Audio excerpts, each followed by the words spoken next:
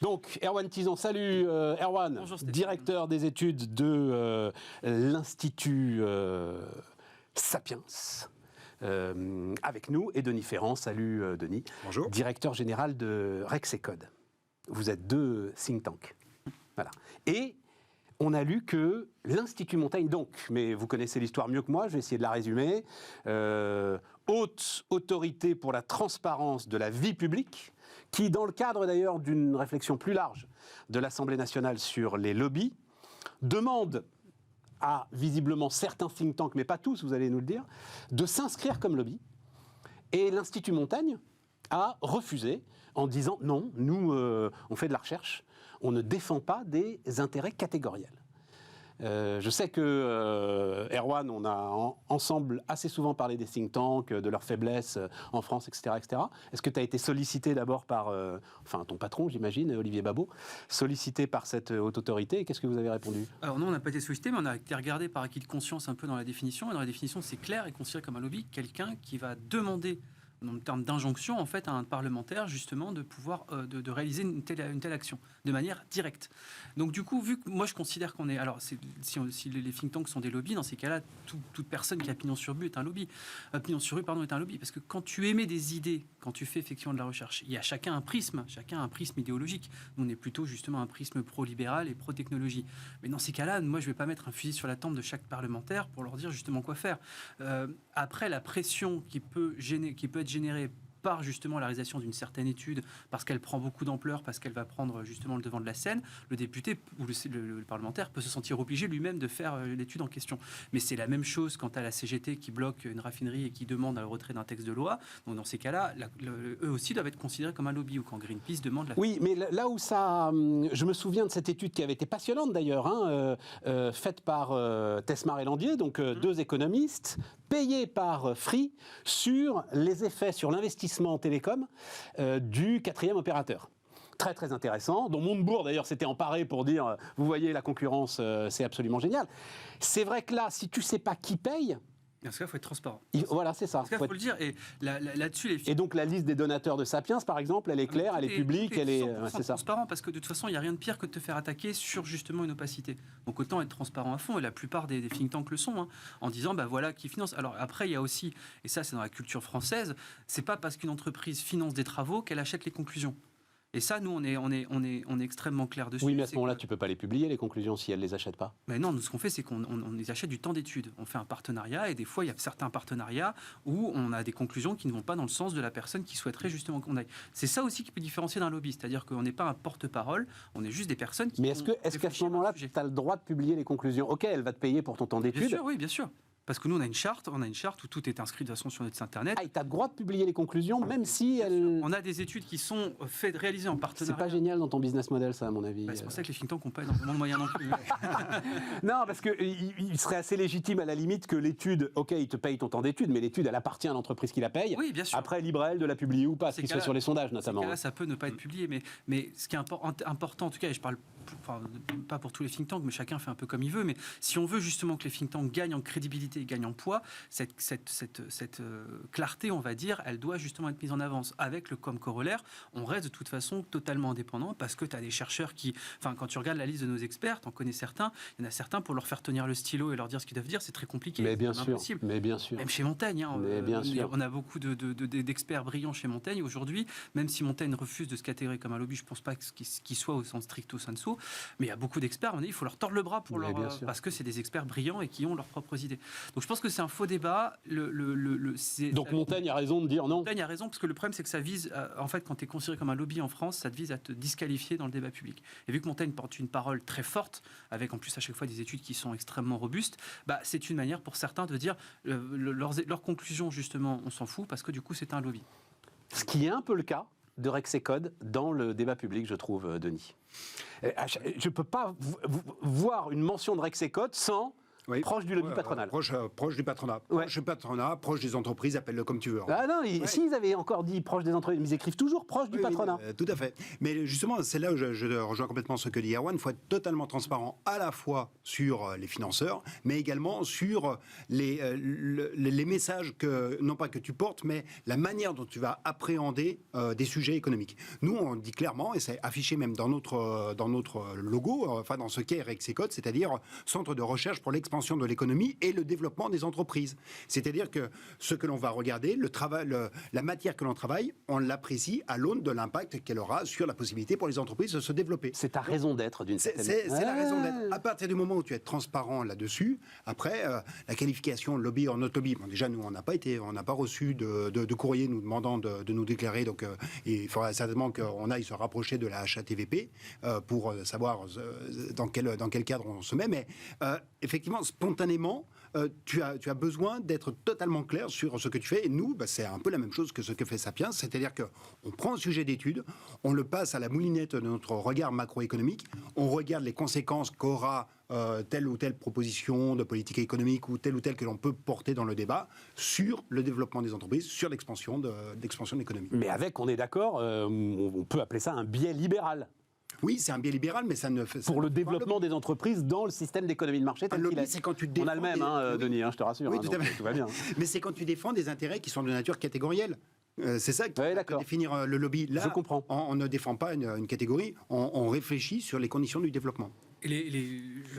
Je souscris tout à fait à ce que dit Denis, mais il y a un point aussi, parce que quand on entend lobby, j'ai même dit c'est fait pour disqualifier, les lobbies sont aussi essentiels à la démocratie. Évidemment. Que ce soit le lobby paysan, le lobby agricole, le lobby justement des semenciers ou quoi que ce soit, on a besoin justement d'avoir des personnes qui sont organisées pour pouvoir porter la parole, donc ce qui n'est pas notre cas, mais pour pouvoir apporter la parole catégorielle, parce que nous aussi, think tank, on se nourrit de la plupart de ce qu'on reçoit de la plupart des lobbies. Quand j'entends par là reçoit, c'est-à-dire les communiqués de presse qui sont envoyés, les études qui sont faites sur leur propre site internet, la FNSEA, le Confrérie Paysanne, etc. Quand on veut faire une étude sur l'agriculture de demain... Confrérie, je suis pas sûr. Confédération.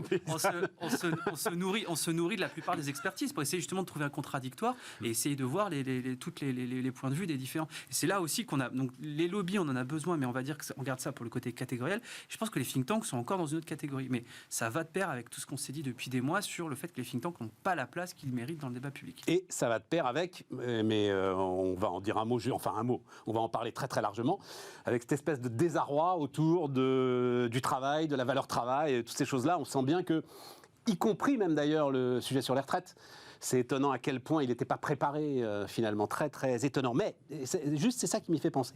Quand tu fais, alors débat très important, on va parler inflation. Inflation et dépenses publiques, je ne sais pas si on aura le temps de parler des dépenses publiques, mais en tout cas inflation. Denis, tu t'es penché de très près sur cette histoire qui, moi aussi, je trouve très intéressante, une inflation auto-alimentée par les marges des entreprises. Ouais. Histoire qui est rentrée dans le débat politique. J'ai raconté ici que moi, c'est la France Insoumise, en fait, j'ai entendu pour la première fois. La France Insoumise, bon Dieu, le nom du député de la Somme m'échappe là. Voilà, évidemment, François Ruffin. Gars qui bosse, la preuve, qui est venu dire mais qu'est-ce que c'est que cette histoire? Et en gros, tout à coup, la politique de la Banque Centrale Européenne pouvait devenir une politique de classe en demandant qu'on fasse des efforts sur les salaires, alors qu'en fait, l'inflation était auto-alimentée par les marges. C'est super intéressant. Ouais. Quand tu travailles là sur un sujet comme celui-là, tu peux arriver en porte-à-faux avec les entreprises. Non, tu ne te fermes aucune porte. Ah non, aucunement. Aucunement. Et justement, sur ce type de sujet, comme c'est quand même un sujet qui est très urticant, on le sent bien, là, enfin, sur l'inflation, c'est le thème que tu as jour et matin, jour et nuit, sur tous les médias. Et ce dont tu as besoin, c'est d'objectiver du mieux que tu puisses le faire. Ouais. Et justement, je pense que la première des contributions que l'on a à faire, nous, en tant qu'économistes, c'est de dire, essayons de démêler le discours de ce que l'on peut mesurer, sachant qu'on ne mesurera jamais l'intégralité de ce qui permettra de faire une représentation complète. Et par exemple, sur cette histoire de prix et de marge, nous, la manière dont on va travailler, ça a été de regarder quelles ont été les contributions respectives des salaires, des marges, des coûts des consommations intermédiaires, ce que tu achètes pour pouvoir faire ton produit. Alors, dans ce que tu achètes en consommation intermédiaire, il y a les marges, il y a les salaires de ceux qui sont en amont. Mais bien sûr. Donc, il y a une une part de circularité dans le raisonnement, mais il faut que tu essayes de faire la part entre ces différentes composantes, comment elles entrent dans la formation du prix de production. Et ce que l'on voit, c'est que oui, il y a une remontée de la contribution des marges à l'évolution du prix de production, mais qui procède avant tout d'un phénomène de rattrapage et non pas d'anticipation des prix. Tu dis un phénomène de rattrapage, mais phénomène de rattrapage en France. Oui. Tu vois une différence entre la situation française et la situation de la zone euro, telle que, parce que c'est quand même en conclave privé d'ailleurs, hein, c'est ça qui a rendu encore plus étrange cette histoire. Oui, tout à fait. C'est en conclave privé que les économistes de la BCE ont commencé à dire bon Dieu, les boîtes sont en train de se goinfrer, et si c'est ça, notre politique monétaire est encore moins bien embarquée qu'elle ne l'est déjà. En fait, voilà. c'est parti de Philippe Lane, Ouais. donc le chief économiste de la BCE, qui En fait, début très mars. exactement, Denis, c'est parti de Reuters. Hein. Ouais. En fait, c'est une indiscrétion, c'est-à-dire qu'il n'a pas fait, à aucun moment la BCE n'a fait, enfin, je crois, hein, n'a fait de déclaration Non. validant ce sujet, tellement il est, comme tu dis, explosif et urticant. Mais Et c'est Reuters qui a sorti ça d'un conclave tenu par la BCE en Irlande. Oui, tout à fait. C'était à Dublin, mais la BCE, après, a mis le discours de Philippe Lane sur son site. D'accord. D'une certaine manière. D'accord. Et quand tu regardes, justement, c'est intéressant, on regarde le distinguo entre la France et la zone euro.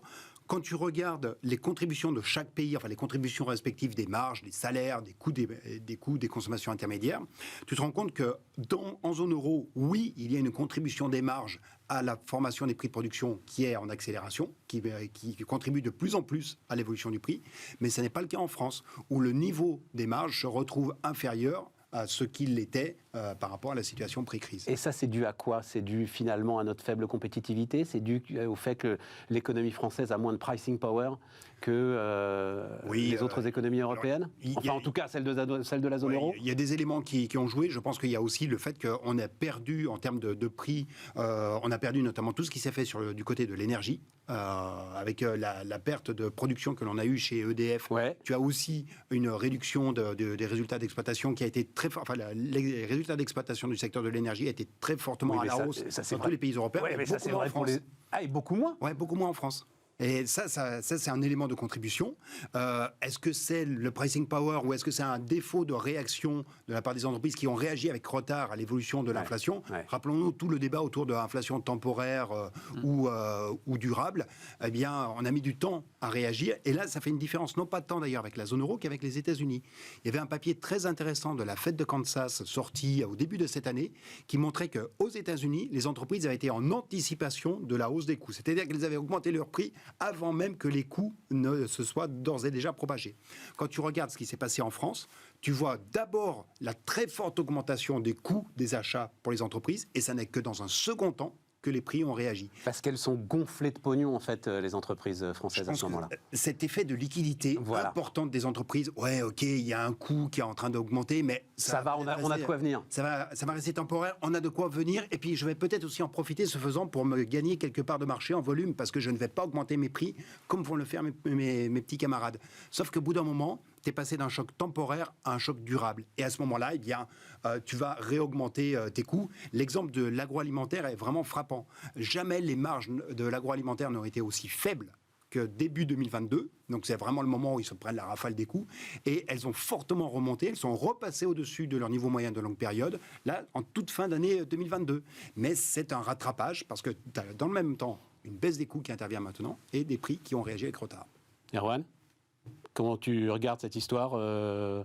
Elle t'intéresse d'une manière ou d'une autre? Bien sûr, mais Denis vient de la résumer de manière parfaite. Moi, ce qui va être intéressant, c'est la façon dont elle va atteindre justement le débat public. Est-ce que du coup, on va retenir l'explication complexe que vient de faire Denis? Et encore une fois, c'est là où pour ça qu'on a besoin des think tanks. Tu vas dire que je retourne en boucle, mais alors, est-ce qu'on va retenir le petit tweet justement d'une personne qui dit, en fait, les boîtes se gavent sur l'inflation est due aux boîtes qui se gavent, et donc du coup, il faut mettre à bas le capitalisme. Et j'ai l'impression que la polémique, elle est morte. Moi, elle me passionne, mais j'ai pas l'impression que dans le débat public, elle soit restée présente très longtemps. En plus, pour tout te dire, comme ça, intuitivement, je pense qu'un certain nombre de Français sont de toute façon persuadés que les boîtes se gavent. Toute façon de persuader que la grande distribution se gave, toute façon de persuader. Donc, ça les surprend pas plus que ça. Non. Non. Mais non, pas ici. Non, c'est pas je pensais possible. qu'effectivement, il imprimerait beaucoup plus ce sujet dans le débat. Et d'ailleurs, là encore, pour revenir sur lobby or not lobby, en fait, nous, on s'empare aussi des sujets parce qu'on sent qu'ils vont être importants. En fait, c'est ça aussi notre boulot. Et là, par exemple, sur ce sujet, je n'ai jamais reçu la moindre commande de la part d'une fédération professionnelle qui m'a dit hey, Denis, mesure le truc. Non, en fait, c'est nous qui savons à peu près identifier les sujets sur lesquels il faut apporter de la contribution qui permet d'éclairer le débat. On n'est pas là pour trancher un débat, on est là pour l'éclairer. Point barre. Exactement. Alors, il y a ton magnifique graphique là que tu nous avais déjà apporté d'ailleurs il y a quelques semaines. On va le revoir, que tu as actualisé. Enfin, on devrait le revoir. En fait, c'est quoi? C'est les prix alimentaires qui montent en flèche et la consommation. La conso alimentaire qui chute. Mais enfin, la conso alimentaire, elle ne peut pas chuter non plus. C'est des arbitrages qui sont faits vers le moins cher, c'est ça? Oui, tout à fait. Parce qu'en fait, là, je suis désolé de faire un peu de statistiques. Non, vas-y, tranquillement. En fait, tu as vraiment un effet ciseau qui est absolument majeur entre l'accélération des prix, donc on est à plus 15 sur les prix des produits alimentaires, et tu es à moins 9 sur la consommation en volume de biens alimentaires. Donc, tu as un effet prix, l'illustration de l'effet prix, les volumes diminuent quand les prix augmentent. Voilà. Sauf que, comment est-ce qu'on mesure un volume ? En fait, acheter tes pâtes premium d'une marque... 1,50 €. 1,50 € et tu passes sur une marque premier prix à 90 centimes. À 90 centimes, eh bien, c'est une baisse de volume. Tu as peut-être la même quantité de pâtes. C'est à chaque fois un paquet de 1 kg, tu as la même quantité de pâtes, mais la qualité nutritive, ou en tout cas la qualité qui est associée à la marque premium versus la marque premier prix, est supérieure dans la marque premium. Comme tu n'achètes plus cette marque premium, tu as une baisse du volume consommé, qui n'est pas une baisse de la quantité de pâtes que tu as mangé. Ok, ah ben voilà. Parce qu'en fait, je ne comprenais pas. J'avais pas l'impression qu'on était en train de s'affamer. Nous, évidemment, on est à l'abri de tout ça, mais que même, la population était en train de s'affamer. Mais voilà, c'est ça le sujet. Et puis il y a aussi un autre point parce que faut regarder le timing. Et rappelons-nous, juste un mot, mais les objectifs de Carrefour, c'est 40% du chiffre d'affaires en marque premium. Donc en marque premier prix. Premier prix. En marque distributeur, voilà, c'est ce que je cherchais. Et donc ça va tout à fait dans ce sens-là. C'est le mouvement. Et la première baisse qui est intervenue, elle s'est manifestée au début de l'année 2022. C'est le moment aussi où les restos réouvrent. Et donc, tu as dans un premier temps, regarde, tu as une hausse initialement sur la courbe en trait bleu. Cette hausse, c'est le fait que les restos fermant, eh bien, tu consommes beaucoup plus d'alimentaire chez toi. Bah, tu as le phénomène à l'envers qui intervient au fur et à mesure des déconfinements. Et la dernière étape des déconfinements, mais c'était le dernier relâchement des mesures sanitaires, c'était début 2022. Donc, tu as aussi un effet de recomposition sectorielle, pas seulement entre le type de produit, mais tu as une recomposition dans les modes de consommation de l'alimentation. C'est-à-dire que tu vois que tu reviens au niveau identique effectivement de la courbe avant l'origine de la hausse, mais par contre tu plonges quand tu as la hausse des prix. Ce graphique, il est excellent. C'est pour ça que moi j'aimais beaucoup ta petite assertion à l'intention des profs d'économie. Oui, alors je le dis pour ceux qui nous écoutent en podcast, c'est un tweet en fait de Denis qu'on projette. Et effectivement, il dit ça à l'attention des profs d'économie. On dit un mot juste, puisque ça aussi c'est le prélèvement obligatoire. C'est vrai que ça m'a surpris. Je pense que peut-être même ça a surpris Bercy quand même. Ce record un peu artificiel de prélèvement obligatoire, l'INSEE l'explique bien, c'est tout simplement que l'économie marche trop fort et que tu te retrouves avec des effets volume là aussi. Exactement. Tu as de la TVA qui rentre et tu as de l'IS. Tu as eu des mais quand même, tu as un paradoxe puisque c'est la première année de baisse de l'IS et tu te retrouves avec un record historique. Pour le narratif du gouvernement, ça tombe mal, parce que le côté, on n'a jamais autant augmenté, on n'a jamais autant baissé les impôts, et les impôts n'ont jamais autant augmenté. C'est vrai que là, pour le coup, la personne qui regarde ça très rapidement, elle peut se dire effectivement, en fait, il y a un loup quelque part. Ou alors, c'est une démonstration de la courbe de l'affaire. C'est qu'à un moment, quand tu réduis les taux, tu augmentes la base. L'importance d'avoir des impôts à assiette large et taux bas. Oui. Alors, en fait, j'y ai pensé, mais en fait, non. C'est vraiment l'activité. C'est vraiment une sortie. C'est l'activité très particulière de cette période qui explique ça. Oui, tout à fait. Mais c'est malheureusement, je ne crois pas que ce soit la courbe de la fin. En tout cas, l'INSEE ne dit pas ça. Non, c'était pour la boutade. Mais attention, quand même, c'est important de bien bien penser la relation entre inflation et équilibre des comptes publics. La première année, l'inflation pour les comptes publics, c'est tout bénef. Parce que tu as des recettes qui sont assises sur les valeurs, les recettes de TVA notamment, tu engranges tout de suite le résultat en termes de recettes fiscales. Ça n'est que la deuxième année que l'inflation, elle commence à te coûter. Parce que tu vas devoir augmenter les pensions, parce que tu vas devoir augmenter tout ce qui est indexé. Tous tes contrats avec tes fournisseurs, ils ne réagissent pas la première année, mais la deuxième. Et donc la première année, c'est bon. La deuxième, ça devient plus compliqué. Tu as 13% de tes OAT aussi qui dépendent de l'inflation. En plus. OAT, obligation assimilable Du Trésor. Au Trésor. Oui, effet sur la dette. Bon, là aussi, pour l'instant, c'est vrai que ça a été une surprise, puisqu'on s'attendait à ce que ça passe ces fameux 3 000 milliards. Finalement, non. Là, en revanche, l'effet de l'inflation sur la dette, il est positif à partir du moment où tes taux d'intérêt restent inférieurs au taux de l'inflation, on est d'accord. Exactement. Et pour l'instant, tu es toujours en tout à fait. Taux d'intérêt réel négatif. Mais en nominal, enfin vraiment en masse de ce que tu vas devoir sortir pour tes charges d'intérêt, effectivement, comme le dit Erwan, cette année, c'est une augmentation de ta charge d'intérêt pour tout ce qui concerne les titres qui sont indexés sur l'inflation. Donc forcément, les taux ont augmenté. Mais dès 2023, on passe dans le moment où la dette qui vient à échéance porte un taux moyen plus faible que celui que tu vas devoir émettre, que celui que tu vas avoir si tu faisais exactement la même maturité. Absolument. Donc ça y est, on a quitté le moment, le délai de grâce est révolu désormais. Mais c'est en nominal, pas en réel. Oui, mais enfin, c'est quand même, on va avoir une 50aine de milliards. Oui, tout à fait. Presque 60. Ça va monter. Donc ça va être, 2023, ça va être le premier des budgets de l'État, devant l'éducation nationale. T'es à kiff-kiff, mais t'es à kiff-kiff, quoi. C'est un signal qui est très... T'es à 57 milliards, si je dis pas de bêtises, selon l'INSEE, en estimation sur la charge de la dette, et t'es à 59 sur l'éducation. Donc, juste pour la partie publique, pas pour la partie collectivité et ménage. Mais c'est un signal, c'est... Mais c'est un signal, malheureusement, tu peux rien faire, quoi. Il n'y a plus de frein sur le train. Ah oui, le train, il vogue bien. Le train vogue. Mais tu sais très bien que j'ai une passion pour les trains, Stéphane. Le train vogue. Tu sais, ça me fait penser à ce truc qu'on faisait, c'est les Airbus 2. J'ai quand même vu à un moment, c'est quoi ? Ah oui, c'est ça. Donc c'était la composition de Naval Group, l'Airbus des mers et sur les rails. Ouais. Donc j'ai quand même eu ça. Je crois qu'on est au bout des images journalistiques. On marque une pause et donc on parle du travail et de la valeur travail.